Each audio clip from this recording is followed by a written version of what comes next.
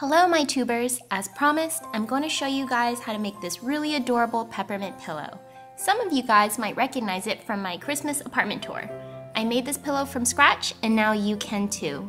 These pillows make a great holiday accent for your home, and I think it's just an adorable way to make it anything a little more festive. So let's get this tutorial started. Alright, so you need to start with a large piece of paper to form your pattern. I don't have one, so I just taped 4 pieces of paper together, which will do the trick. My pillows are 17 inches in diameter, and the center point touches the 8.5 inch mark on my ruler.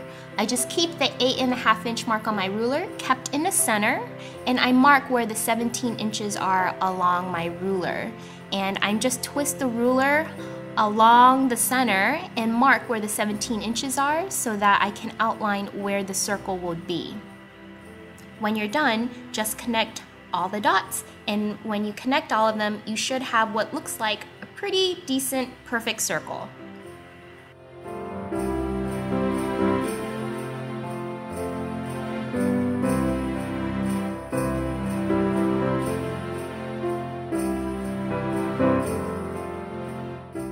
Alright, so cut out your pattern and we'll keep on moving.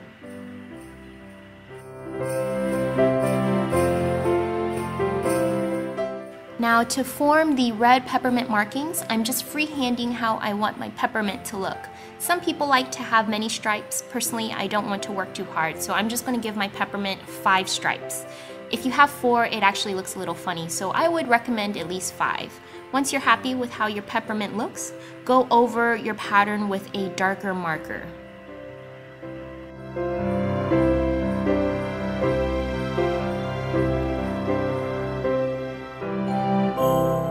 Alright, so the most basic pattern is done. Let's move on. Alright, with some white fabric that is folded over, you're going to go ahead and place your pattern on top of it. I left 1/2 inch of extra fabric all around the edges because this is where your seams are going to be. If you actually cut where your pattern is at, your pillow is going to be smaller when you're done sewing it. So if you want your pillow to be 17 inches in diameter, make sure you leave about 1/2 inch all the way around. When you're done cutting everything apart, you should have 2 white circles. Not 1, but 2, because remember you folded your large fabric in half. Okay, so moving back to your pattern, you're going to make a copy of each of your 5 stripes. I just placed another piece of paper on top and traced the pattern out. And I labeled each of the stripes 1, 2, 3, 4, and 5. You can label them whatever you want, colors, shapes, whatever.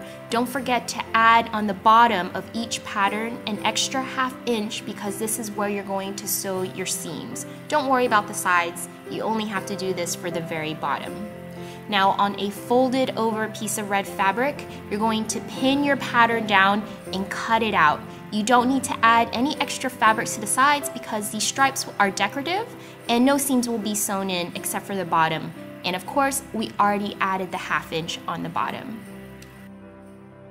You should cut out each of the 5 stripes, and when you're done, you should have 2 copies of each red stripe, so a total of 10 patterns should be cut out.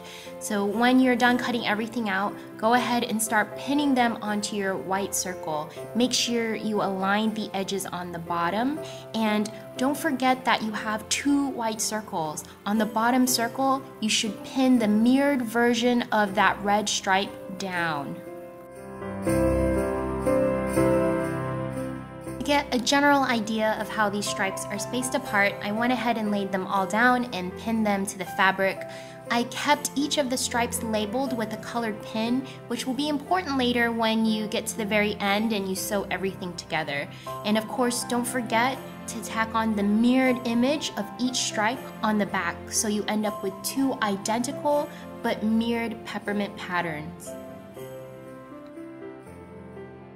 When you're done pinning everything, notice that I pinned them all with color-coordinated pins. Make sure you pin the same color-coordinated pins on the back. Just align everything up and have everything ready, set to go for you to sew everything down.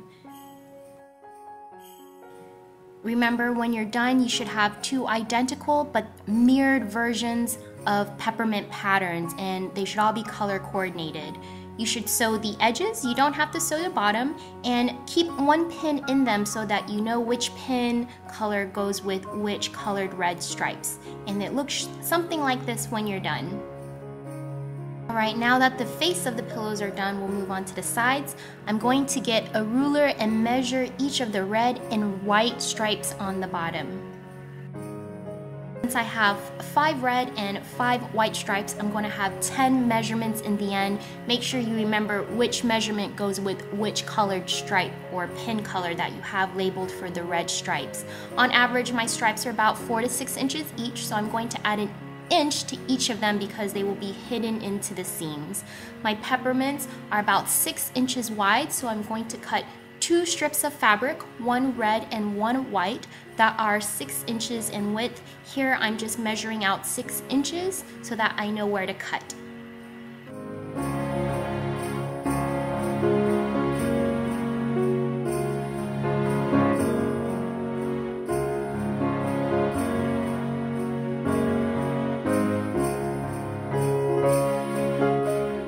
Alright, so you remember all those measurements that you took of each strip earlier? Well, now you're going to cut each of those measurements out. Remember to add an inch to each one. For example, if you measured one of the red stripes to be 4 inches, you're going to cut out 5 inches. So your square fabric will be 5 by 6.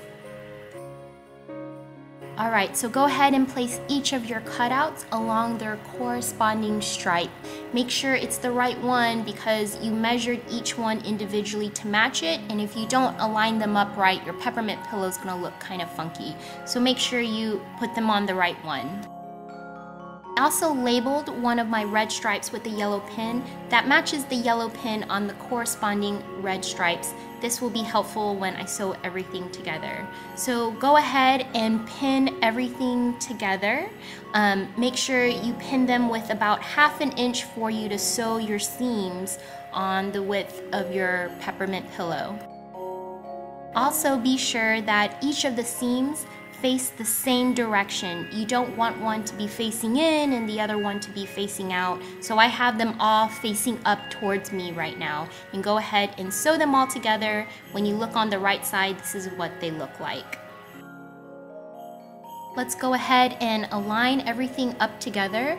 I'm taking the ugly sides face upwards, and I'm going to align the yellow pin up with the yellow pin on the stripe, and go ahead and pin these together. And you're going to have the two nice sides facing each other and the ugly sides facing the outside. Go ahead and pin everything up. You should have one of your sides not be attached at all, and that's okay because this is the hole where you're going to stuff your pillow up with stuffing. So once you're done pinning everything together, go ahead and flip your fabric over, and this will be what the nice sides look like when you're done sewing everything together.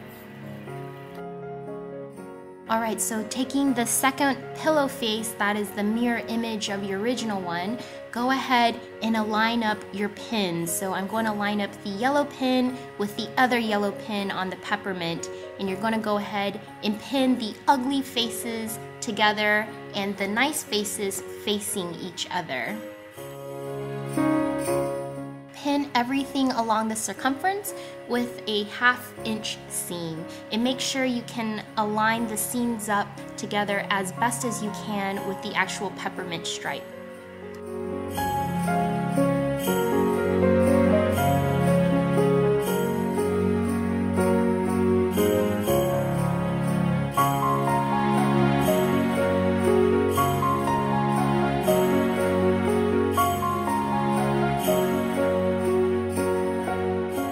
Done pinning everything together, you should have something that looks like this. Go ahead and sew everything together with your sewing machine and remove the pins along. Alright, so this is my finished sewn piece. I'm going to go ahead and flip everything inside out so that I can see the pretty parts that I made earlier. Remember to remove any extra pins carefully. You don't want to poke yourself.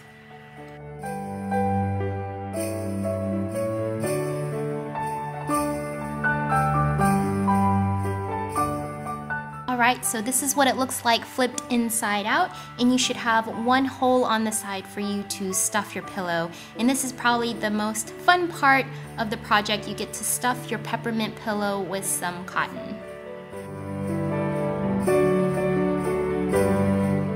You can stuff your pillow to your own personal preference. I don't like my pillows to be too soft, so I actually stuff a little bit more so they're a little more stiff and that the pattern looks nicer. But when you're all done, this is what your peppermint pillow looks like. Just go ahead and sew the opening closed, and you should have this really cute peppermint pillow. This part is optional, but if you want to put a wrapper around your pillow, you can. I'm using a sheer piece of fabric, and I'm just wrapping it around the pillow like a piece of candy.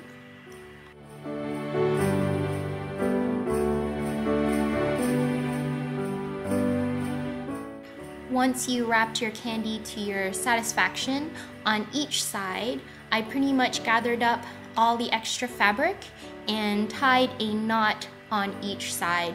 It doesn't have to be perfect, and if it doesn't turn out the way you want it to, you can always readjust and retie it to however you want. Once you're happy with how the knot looks and how the fabric and candy looks, you can just cut off all the excess fabric that you don't want so that the piece of candy looks a little more tamed.